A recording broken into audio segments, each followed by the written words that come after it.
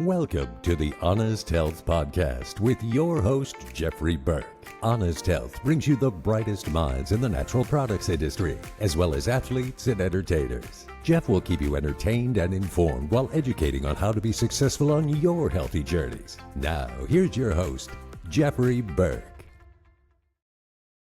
Hello and welcome back to the Honest Health Podcast. My name is Jeffrey Burke. I'm so glad you're here. Today's going to be one of those podcasts that I think is going to hit home for a lot of people. I think a lot of people are going to walk away from this with some really good information and maybe some easing of the mind. There's nothing better than finding out you're not the only one at the end of the branch. And I think sometimes people are learning that you really need to keep your focus and also be honest with yourself and also never be afraid to share things with the people in your life that are important to you. My guest today is Zak Williams, and I know you're going to really enjoy this, but I'm going to give you a little quick background and then we're going to dig in. So please stay tuned. A dynamic figure at the intersection of entertainment and mental health advocacy, Zak Williams has channeled his deeply personal experiences into a series of impactful narratives on mental health and well-being. As the eldest son of the late Robin Williams, Zak's personal journey has been marked by the shadows and spotlights of the entertainment world, as well as the devastating impact and the trauma of suicide on his and his loved one's personal life. He's also the CEO and co-founder of the mental health platform PYM, standing for Prepare Your Mind. Help me welcome my guest. Hey, Zak. Hey, how are you today? I'm doing wonderful. Thank you so much for coming on today. I know we've been trying to connect for a while, and man, I thought I was busy.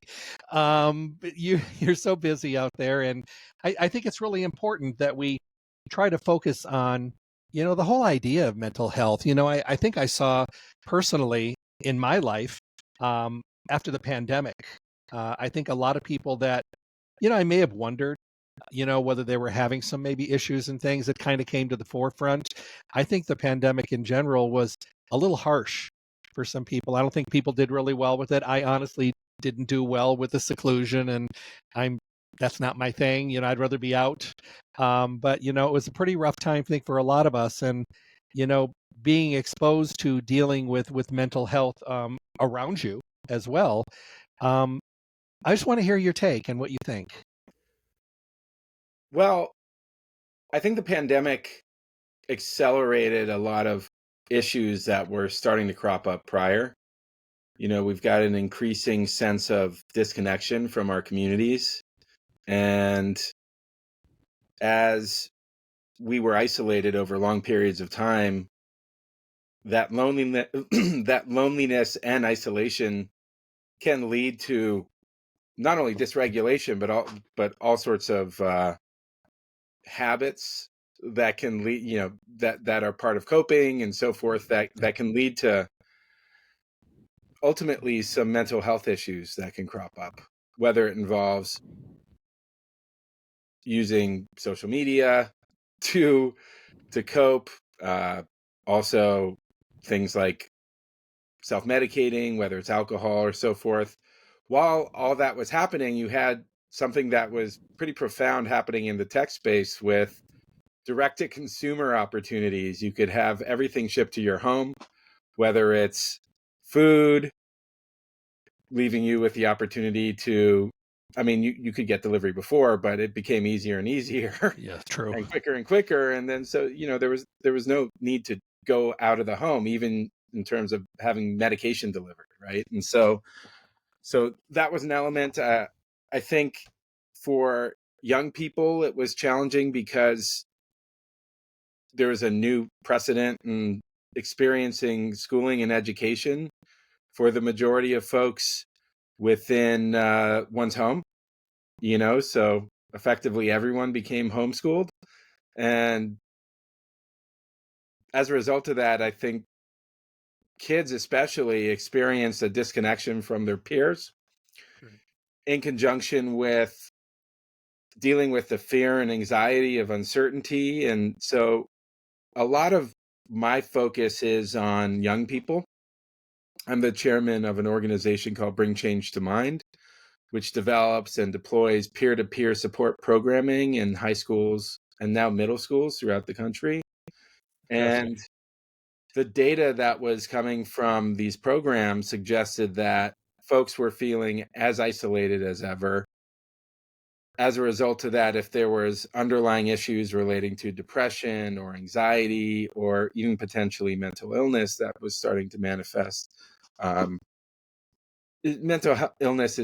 serious mental illness is a little bit more challenging to address because there's a lot of complexity to the factors contributing to it. But relative to depression, anxiety, and loneliness, it just became unprecedented. And in lockstep with that is the feeling of hopelessness that was starting to crop up. And the survey data from the CDC, Center for Disease Control, was starting to suggest that we're nearing the majority of US teens feeling a sense of hopelessness at some point over the course of their days.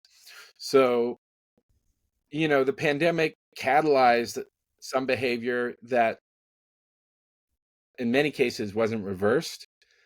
And so now we're looking at people more addicted to their phones and social media as ever. And, a lot of this was meant to cope. We're using this as a solution to help us through challenging experiences that life throws at us. And so, I happen to be a tech advocate. I think, even things like social media can connect us in really profound ways and can help build up communities and so forth. But software and technology is not designed to improve our well-being in most cases. It's designed to keep us engaged with these platforms. So the challenge with that is the more time we spend on tech platforms, there's not a directly correlated relationship to improving our quality of life. So, we might be further engaged, but it's not leading to better outcomes. I think technology is incredible, and with the commercialization of a lot of artificial intelligence experiences and things like that, it's starting to reconfigure how we think about engagement models and interfacing not only with others and groups and communities, but with ourselves. Yeah, and I agree 100%, and I think technology has been an absolutely incredible tool. I've been in this industry 45 years, and at the beginning, my first 20 some years, we didn't have any of this. My first radio shows, they used to drop a needle on a record. That was your break.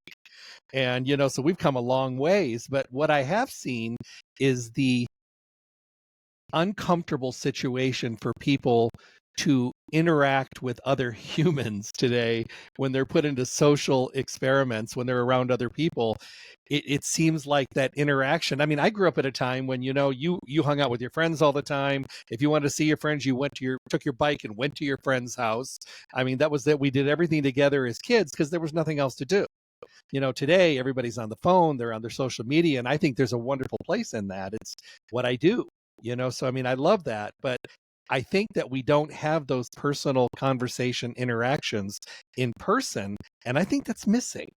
And I don't know how we bring it back because we're kind of way past it. And I think it's kind of hard, especially for young people. I talk to a lot of young people. They reach out to me all the time, and I hate to use the term talking them off the ledge, but sometimes it's like very dark, and it seems like they don't have anyone to talk to. And whether it's not their family or their friends or whatever, so you end up being a shoulder and an ear, and hopefully you're able to be present enough to be able to make a difference. And luckily, I've been able to do that. But, I think that that's a piece that's missing. What do you think? Well, it's interesting. Over the pandemic, I developed deep friendships with friends whom I knew prior, but hadn't necessarily spent a lot of time with. And post-pandemic, I don't see them in real life often at all, but we talk every day. I got it. And so, and multiple groups like this. And so it's interesting because I've been able to maintain and build up a rapport that I totally wasn't expecting amongst a bunch of different friends and peers. And that's amazing. Yeah, but but I think, there's this idea of kind of our online relationships, whether we have them through social media or in work environments, often in which, you're interacting with Zoom or Mhm. other platforms. And that's become the new normal.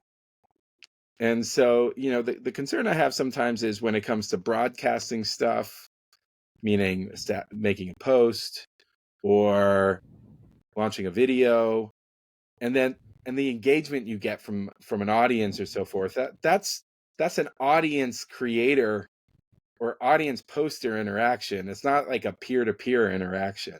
True. And so I think there's varying degrees of strengths of relationships. And the concern I have is that because, especially in the case of young people, the majority of their interactions are online, it can be hard to discern where the boundary is between peer, friend, and audience. And we don't have an evaluation criteria that's very robust around that. And so there might be opportunities to establish more trust and the like with online relationships over time, meaning, whether it's new emerging technology or so forth, but it doesn't contribute to what I think is, a more resilient interaction dynamic that you'd find with in-person relationships. Because you sit down with someone in person, you can smell them, you can embrace, you can sit across and share a meal, and it creates a different type of dynamic that I think is needed and necessitated. We can't spend our entire lives online, and I'm hoping that folks will be able to find a balance, this kind of new way of navigating. In conjunction with that, there's all sorts of things happening with how we experience news, AI generated content, and the like. Also, recommended content that, not only AI generated content, but in league with that, recommended content, which is specifically tailored for you, right? On any platform you use, it's meant to be a feed that keeps you engaged and keeps you scrolling, keeps your eyeballs affixed to your phone or tablet or computer. And the challenge with that is it's not expanding in many, many, many circumstances. It's not expanding our mindset. It's just further validating and validating and validating. So true. So I think there's challenges with how it helps us meaningfully question our worldview and our positions within the world and challenge ourselves.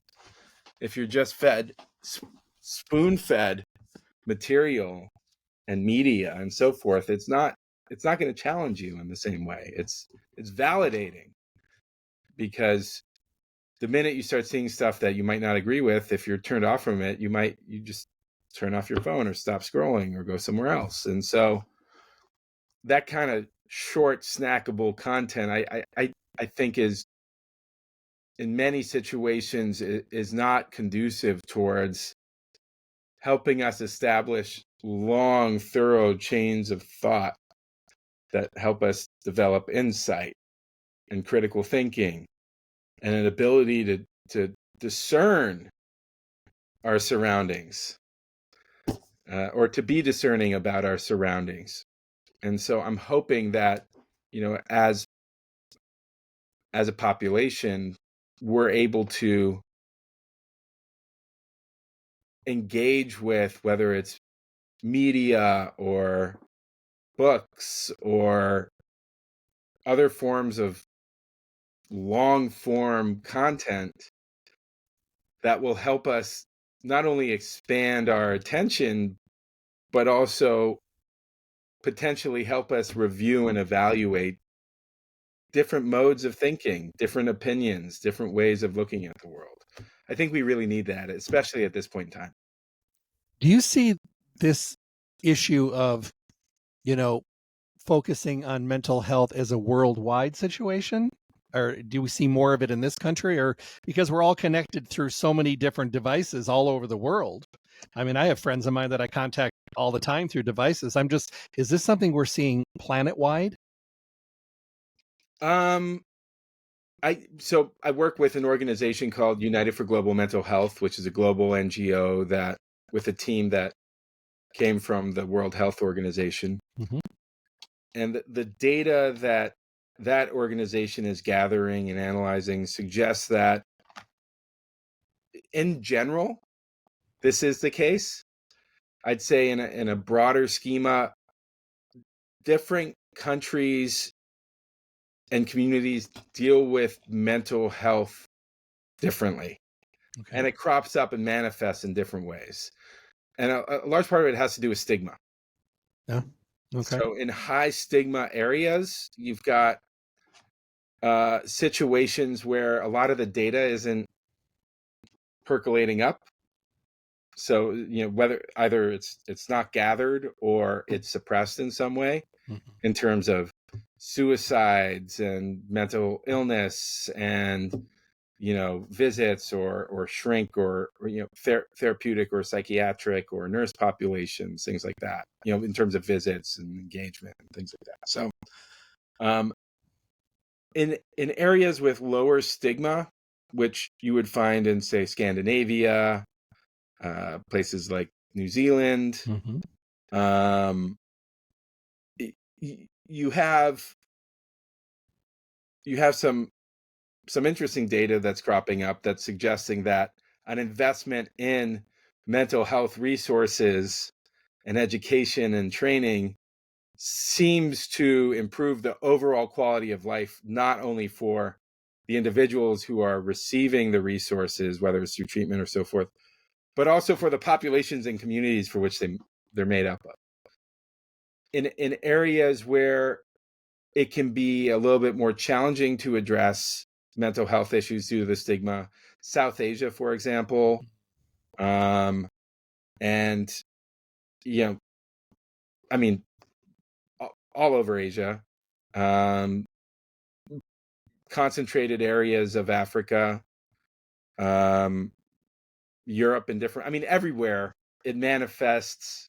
Mental health data suggests that stigma is directly correlated with resource deployment and also things like the criminalization associated with things like suicide. Yeah. Many areas of the world, you can't say you're suicidal or express suicidal ideation. You're actually at risk of fine or imprisonment. And so, that limits and hamstrings mental health navigation and so forth. So yes, throughout the world, mental health issues are increasing, it seems, but also that might just be better data capture in many situations as well. Very true. Very true. And I noticed that the people in my world and people that I've come in contact with that are now able to more comfortably express, it seems that as stigma has come down, maybe awareness, to your point, has come into play, they're able to maybe focus a little bit more on it, not have maybe the shame that they felt that they had about having these mental health issues. Because I think those stigmas, they bred a lot of shame for a lot of people and made them kind of back into the closets, if you will, not to share this and definitely not to tell anybody that they were suffering. Even the people closest to them may not have known. Yeah, absolutely. One thing I'm specifically concerned about is in places where there's reduction of stigma, you need to orient towards action, right? Because if there's hopelessness and stigma reduction, it can just lead to apathy. Yeah, very true. Good point. So, I think we need to help improve the agency of folks in general, just orient them towards action and hope and personal empowerment and so forth. So, there's ways in which I advocate for that. I'm a firm believer in resilience development through something I call mental hygiene, focus on nutrition, fitness, mindfulness, meditation where applicable, community support, spiritual practice, so forth, and breath work, special in certain cases. And so the reason why I advocate for that is because it helps improve agency and develop a resilient foundation. And then from there, it's like, hey, you have high agency and low stigma. You're in a situation where you can then go out and support and help others. I'm a big fan of being of service, right? And having that be a part of folks' healing journey and so forth. So yeah, I think we need to start having the conversation around empowerment.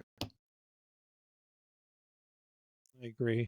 And I mean, I'm also, to your point, also talking about, meditation and, relaxation and exercise and sleep and diet and supplements and all that kind of stuff. I mean, those all have an amazing place because many times those are things that are kind of missing in some of those situations. But I also do, I understand that medication has its place as well. And I mean, there are people out there where medication may be the only thing that maybe that changing, key that fits the lock for them. But I don't think that it's all medication. I mean, I think a lot of those other factors can really breed amazing amounts of success in these areas, especially if they haven't been focused on at all. Yeah, I mean, I think medication can be not only helpful but transformational in many different Agreed. circumstances for folks. The challenge is, and I can speak to the American healthcare system, I think it has certain nuances that require further clarification across the world. But in the US, we have an orientation due to the establishment of the standard of care around fulfilling that standard of care as soon as we possibly can. And what that means quite simply is if you fit a criteria, it's a lot easier and safer from a liability perspective to suggest a medication that suits that standard of care if a person, qualifies in a specific situation. So here's where that's challenging, is that we go in many circumstances from 0 to 11 in addressing a health consideration without looking at lifestyle and lifestyle tweaks prior to that. Oh, is that true? Yeah. And so, this is why I created my nutrition company, is that when I was going through extreme dysregulation, diagnosed with complex post-traumatic stress disorder, generalized anxiety disorder, and depression, and I saw a psychiatrist, he's like, there's a very easy solution to this, and it's meds. And the challenge with that is I got a prescription, and through actually over the course of time, I tried several medications. They made me feel more dysregulated and numb in a lot of circumstances. It didn't work well for me specifically. And then I actually reconfigured my nutrition situation, and I was able to sort out my anxiety in 2 days and my depression in 2 weeks. And I am a firm believer, when and where available, therapeutic care, psychiatric care in situations where it's needed, medications, incredible. For me specifically, I went from 0 to 11 and realized what I need was like a 5 to manage it. And it's because I had a bunch of deficiencies and I wasn't eating well and I wasn't taking care of myself. I was drinking too much and so drinking alcohol too much. And so, when I started reconfiguring my lifestyle, stopped drinking alcohol, looked at my diet, started establishing supplementation to manage the deficiencies that I had as part of my previous diet, looked at my fitness, looked at my sleep routines, looked at my environment around stress management. When I was able to configure around supporting those, I was able to get what I needed. And so for PIM, the company that I founded, which is based upon delivering for nutrition to support mental well-being, it's quite simple. It's not like, hey, our products are going to solve all your problems. It was like, hey, this will likely help you on a nutritional side of things. But then can we point you in the right direction around sleep and mindfulness and connecting meaningfully with other people and things like that? And so there's another side to that, and the pandemic kind of presented that, is that we've got an overburdened healthcare system. And so, we need more prevention-oriented solutions to help alleviate the burden on our healthcare system. And those prevention-oriented solutions are also far, far less expensive than things like crisis management for mental health and the like. So, generally 80 to 90% less expensive. So I think as a society, we need to start looking at prevention-oriented solutions to help build up resilience so that the folks in need of the care can get the attention that they require. Because that's what seems to have been a challenge in terms of just an overburdened system that developed solutions that are hard-hitting solutions that in many situations can be effective, but might not be required. And so that's why I do what I do. That's why I founded PIM, the company, and it's why I continue to advocate for prevention and resilience development.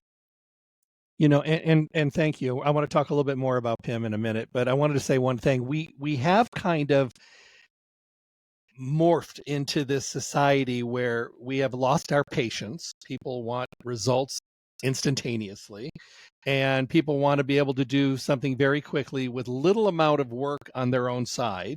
And I just see this as I travel around and I lecture all over the country, and they're like, how long does it take to work? How long does it take to fix this? And I'm like, you didn't get here overnight. It does take time. But we've gotten away from the basics. Back to your point again: diet, exercise, sleep, focus, therapy if needed, yoga, meditation, Pilates, something. But we've gotten away from a lot of that. And I think that we have to take a couple steps back. No matter what health condition you're dealing with, you still need to get back to basics. And then you have to decide therapy and protocols that go along with it.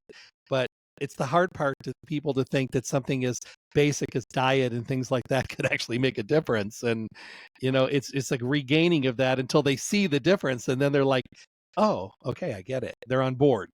Yeah. Yeah. Well, underlying a lot of this, and I think this is something we need to talk more about in terms of subject matter, is our metabolic health. Yes.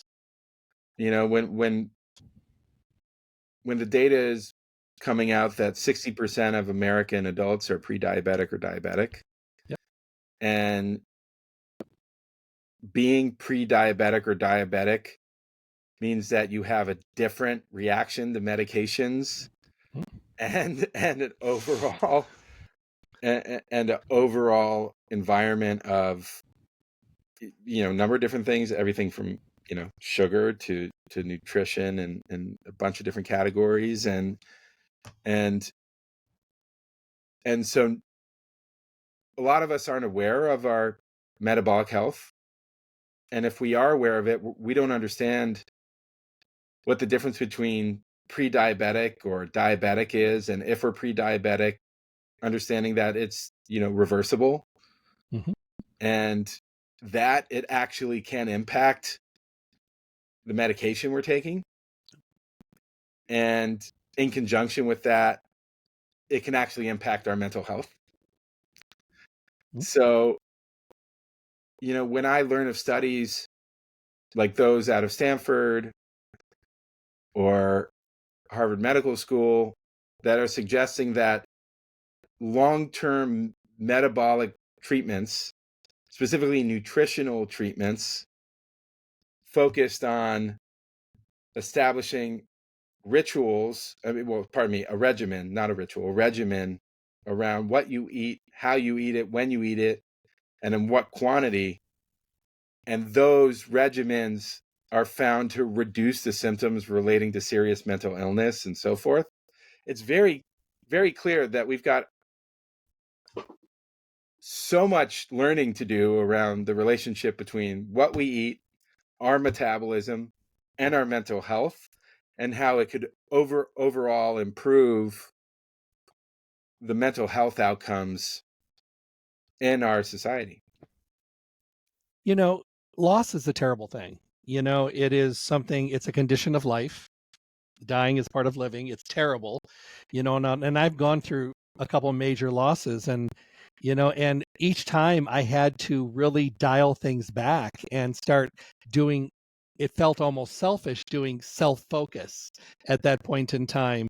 But it was the way that I was able to get through that period because it was rough, and I had to kind of focus in on myself and make those changes and not just, you know, become very lackadaisical in a lot of those things, because it's very easy to do that, you know. But and by the time I got to my second or third major loss in my life, you know, I was a little bit better at being able to focus, knowing what I had to do to kind of keep myself on track, because it was very easy to just check out, and I didn't want to do that. And so this whole idea of self-focus and learning more and asking questions, and, you know, when you do a little research, you know, there's so many amazing amounts of information coming from so many different areas out there.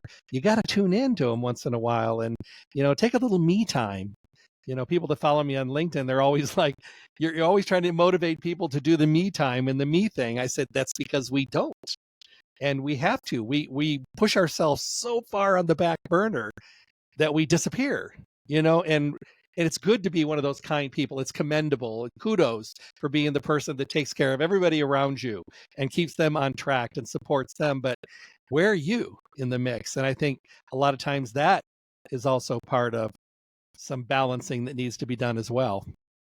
Yeah, I agree with you. I mean, my whole thing is you have to take care of yourself before you can show up for others. That's so true. And That's so showing true. up for, yeah, no, I mean, totally. And showing up for others is how you take care of yourself. So it's a pretty straightforward, you know, arithmetic that Well, they can say be. some of the most powerful things in the world are the easiest things, and they're right in front of us, and we walk by them because they look too easy. We're looking for something that's harder, more difficult that we don't do. But I want to tell you, as I travel around the country, I see your products in a lot of the stores, and I've actually talked to people that were either buying them or use them, and very, very pleased individuals in the consumer area. Talk a little bit about the products so people can buy them at great health food stores all over the country. Yeah, well, I mean, we're all over, and we're in nearly 3,000 doors at this point. Nice. Yeah. So it's called PIM. Stands for Prepare Your Mind. Talked about it a little bit earlier. The company was named after my middle name, which is Pim, not Prepare Your Mind. And it was, That's funny. yeah, it was a name given to me by my father, who said it sounded vaguely Welsh. Okay. Yeah. So I can see him saying that. yeah, and we're Williamses who are Welsh.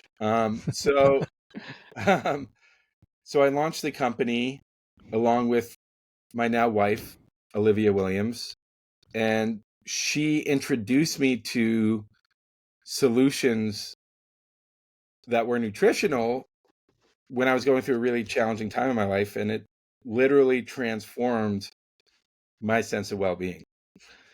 And we launched our first product a few years ago. It's called the Mood Chew, and it's in 2 flavors, citrus and berry, but it's meant to support the GABA system, and also through L-theanine, support a sense of calm and focus.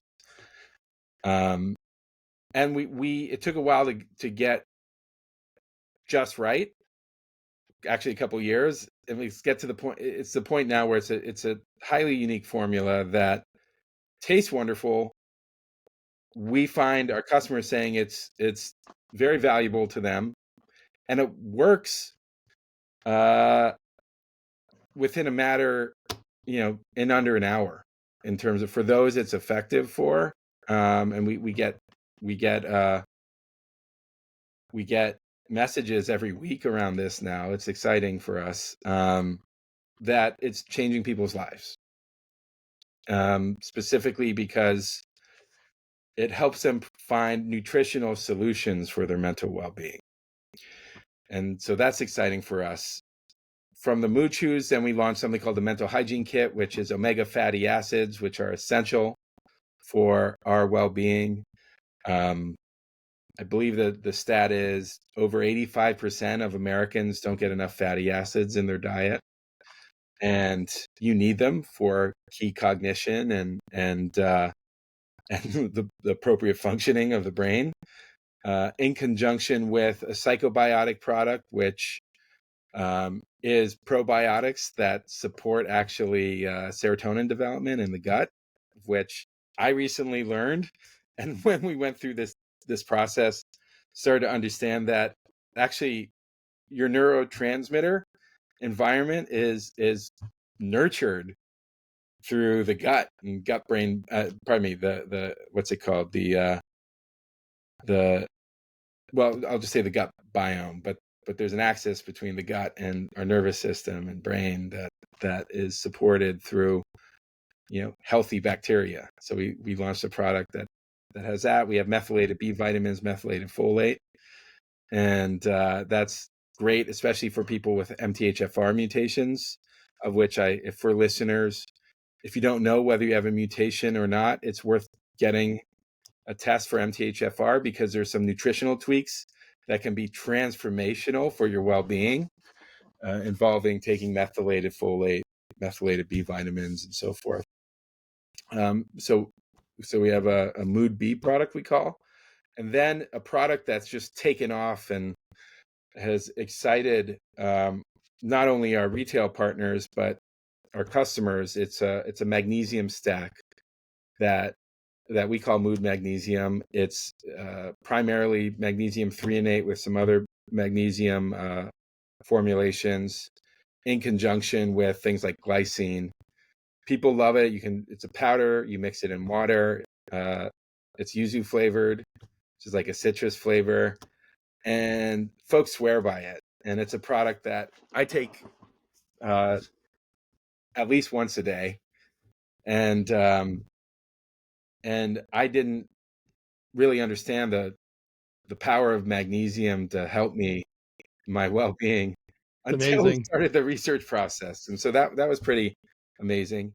And then we developed a product that we launched last year called the Attention Chew. And that product is primarily amino acids and designed to help support attention for folks. Well, I have to tell you, it's a funny story. I was at a health food store on the East Coast a couple of months ago, and I was in a store, and the lady in front of me, I was in line to get some products I needed. I ran out, and the lady in front of me was being so loud and just screaming at the person behind the register. And it was awful. I intervened a little bit, but the lady was not, it was bad. So she left, and the lady looked at me. She goes, "Give me a second." She reached over and she opened up her little tin of your product, and she put it in her mouth, and I said, "Pim break?" And she goes, "You know this?" I said, "I do." And she said, I have to. I'm sorry. I said, "Don't be sorry." I said, "Go for it. I'm great." And it was really nice that I saw that, and she understood the importance, and she knew the situation, and she said, "I'm going to get myself grounded after this. I'm not going to let it bother me." So that was a really touching moment. So it was nice. I want to make sure I shared that with you. Oh, thank you for sharing it. Yeah, I love hearing stories like that. We're hearing them more and more. And, the thing that really excites us is when folks share stories around them gifting it to someone and it having a transformation in the person they gifted it to's life. And I love hearing that. Here's what I would say, and it's a bit of a disclaimer, is that our products have been found to be helpful for many, many folks, but it's not a panacea. And I really want to encourage folks who, are not doing well or have, a great deal of dysregulation or having a challenging time to not only explore, natural means and so forth, but don't be reserved in seeking the help that you need. Reach out to a medical practitioner. Everybody has their place, and you want to cover all angles. You want to make sure you're heading down the right road. Thank you for that. I do appreciate that. Anything new coming up that people can look for with what you're doing? We're just going in more and more stores, and there's a I know. product that I'm hoping to launch next year that we're still in R&D around, and I'm really excited for that one. Okay. We are going into clinical trials next year, which I'm very excited for. Awesome. Very cool. Because we want to get the data. It's really important for us to establish peer review and ensure that what we're doing is clinically efficacious. And so that's our near-term priority. And thank you for that, because that it just gives the credence and the respect to the industry, but it also lets people know that it's not just a whim. It's a product that's been tested and they can utilize and pull up that science. Thank you for that. I always want to thank people that are formulating, if they're doing it the right way, they're doing the testing and the clinicals, because we need that. It makes it more comfortable for me to talk about it and get behind a line that's got some clinical foundation. This has been so much fun. I thank you so much, because I know your schedule's so busy, and this is something that I think is going to be great. If you're listening to this right now, it's going to be something I know you're going to enjoy. I thank you for tuning in. Please share this with your friends, your enemies, people you know, people you don't know. Tell them to go over and listen to this, because I think everybody can pull a couple great points from this conversation today. And I think we all just want to, have each other's backs. And the other thing is, if you're out there and you're suffering right now, to Zak's point, search out some foundational support, however you do. Don't hold things in. Make sure that you're reaching out to people, whether it's a good friend, a professor, a clergy, somebody that you can talk to, because I think we do ourselves more disdain and more harm when we try to keep it all inside and cover it up. There's no reason for that. Mental health is something that we can deal with. We just need to make sure that we're getting the help that we need. Zak, I want to thank you so much for what you're doing. I think that what you're doing is incredible, and I follow you, so I know all the things you're doing. So I'll keep my listeners apprised to you as well. But thank you so much for tuning in today, everybody. And remember, go to my webpage, drjeffreyburke.com, tap on the Honest Health logo. It'll take you to Spotify.